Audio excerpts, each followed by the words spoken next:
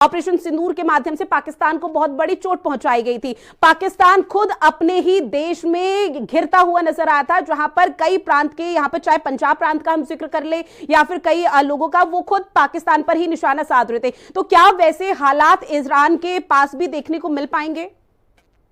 बिल्कुल हो रहा है ऐसा, यही बात हो रही है। ईरान में खुमैनी का सपोर्ट कम होता जा रहा है, इस्लामिक कंट्रीज का सपोर्ट कम होता जा रहा है, यहां तक कि जो उसके पाले हुए थे उनका भी सपोर्ट कम होता जा रहा है।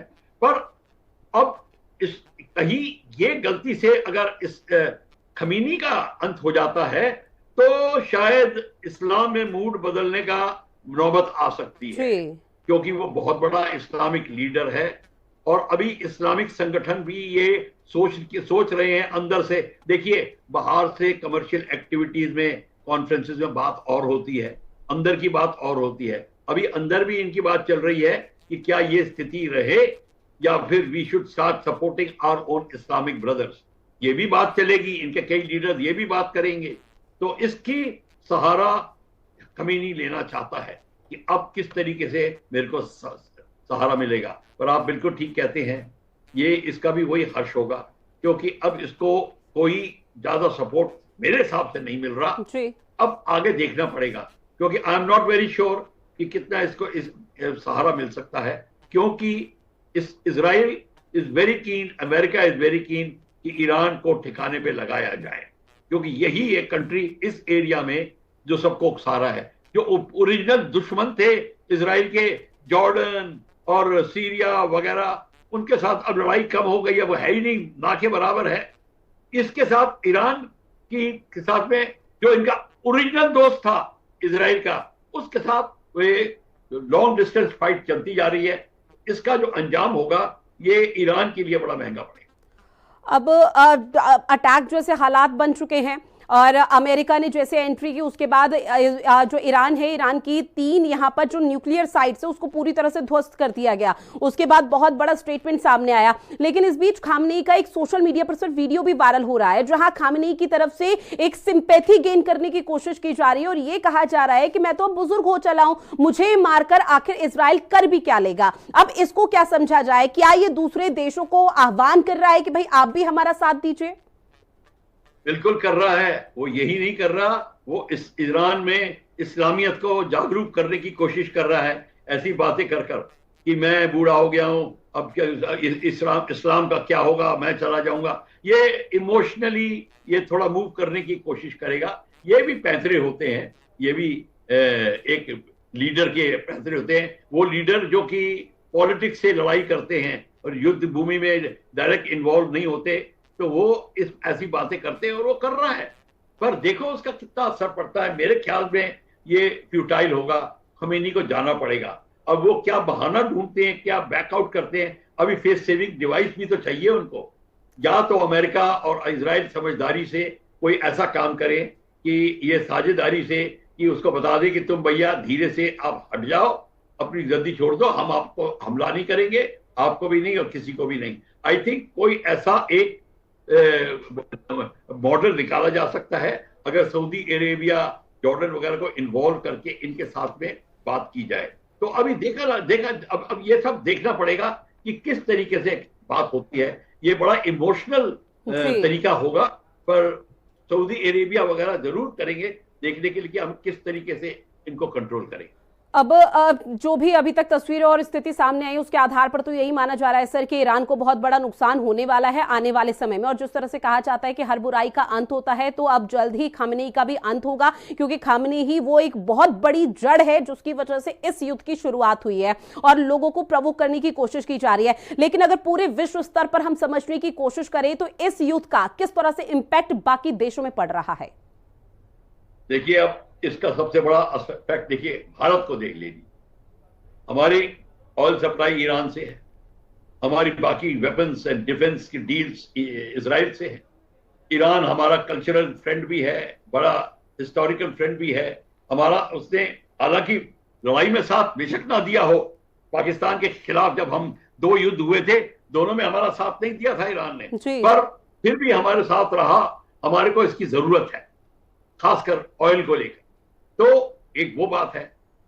तो और हमारा इकोनॉमिक कॉरिडोर जो बन रहा है, राइट टू यूरोप जो बन रहा है थ्रू दैट एरिया, हैफा के लेकर, वो सारा उस पर असर पड़ता है अगर लड़ाई होती है। और ये देखा जाएगा वर्ल्ड में पूरे ऑयल का प्रॉब्लम स्टार्ट हो जाएगी, शिपिंग की, टूरिज्म की, ये सारी की सारी इस एरिया में आगजनी फैल जाएगी। पर असली बात तो ये है कि सऊदी अरेबिया, जॉर्डन जैसी कंट्रीज अब अगर नहीं चाहते ये इस्लाम का झंडा ऊंचा उठा के लड़ाई में ले जाएं, तो मेरे को लगता है ये अब अंत आ रहा है धीरे धीरे इस मूवमेंट में, और इसको अमेरिका नहीं छोड़ेगा। हाँ। अमेरिका इसका अंत करके रहेगा।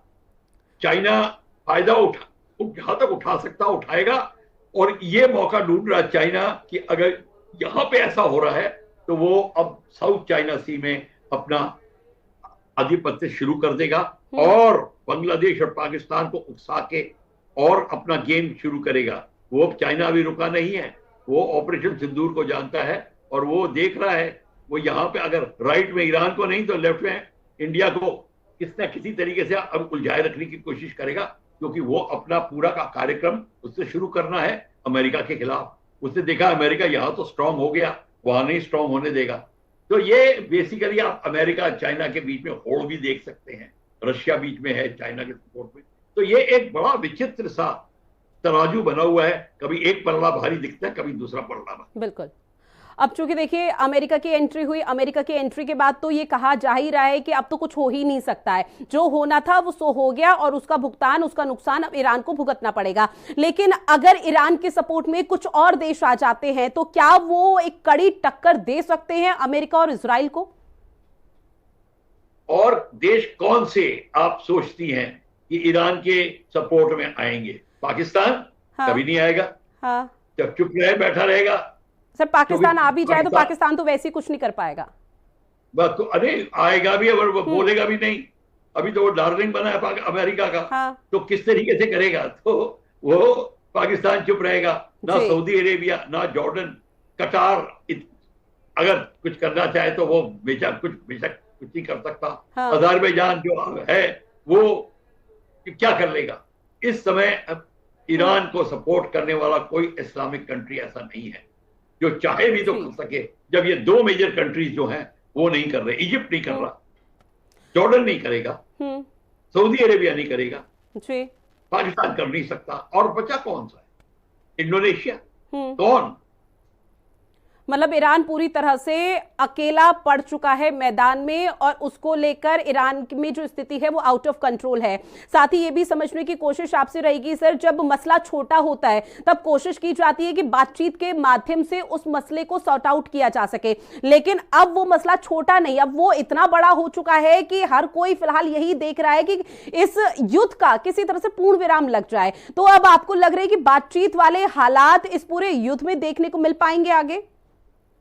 मेरे को लगता है कि कंट्री जिसकी पर्सनैलिटी बहुत स्ट्रांग है, खासकर इंडिया, हमारे प्राइम मिनिस्टर, अगर वो इस बात को आगे ले जाने की कोशिश करें या सोच विचार करें तो बहुत कुछ हो सकता है। क्योंकि इस समय अगर वो खमीनी ईरान को ये समझा दें कि भैया अभी इस समय पीस आने दो, डायलॉग शुरू होने दो, हम बात करेंगे, IAEA की जो बात थोड़ी मान जाओ, अगर कुछ ऐसी बात है, मतलब कोई ना कोई प्रावधान निकल सकता है अगर एक दो कंट्रीज इंडिया के साथ मिलके ये इस बात को सुझाव करें। अगर पुतिन को ही कहा दिया जाए इंडिया के साथ में कि भाई तुम अब इस बात को तो बंद करने की कोशिश करवाओ, तो शायद कुछ हो सकता है।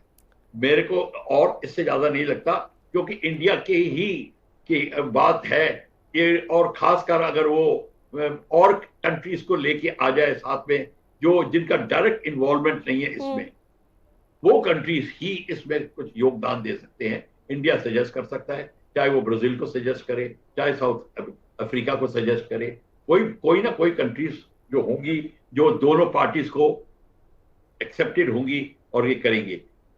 अमेरिका चाहेगा कि अगर अब ईरान मान जाता है, वो नहीं चाहता, और पर वो अब ये नहीं चाहता कि मैं वापस भी चला जाऊं और ईरान वही करता रहे, ये नहीं। जी लेकिन सर बात तो घूम फिर के वही मेंटल एटीट्यूड की आ गई कि खामेनी झुकने के लिए तैयार ही नहीं है, क्योंकि इजराइल के सपोर्ट में अगर अमेरिका उतरा है तो इजराइल अब ओवर कॉन्फिडेंस में आ चुका है कि पहले जो भी स्थिति थी अब वो बहुत ज्यादा व्यापक तौर पर देखने को मिलेगी। लेकिन जब बात ईरान की आती है, ईरान अकेला पड़ा हुआ है, लेकिन उसके बावजूद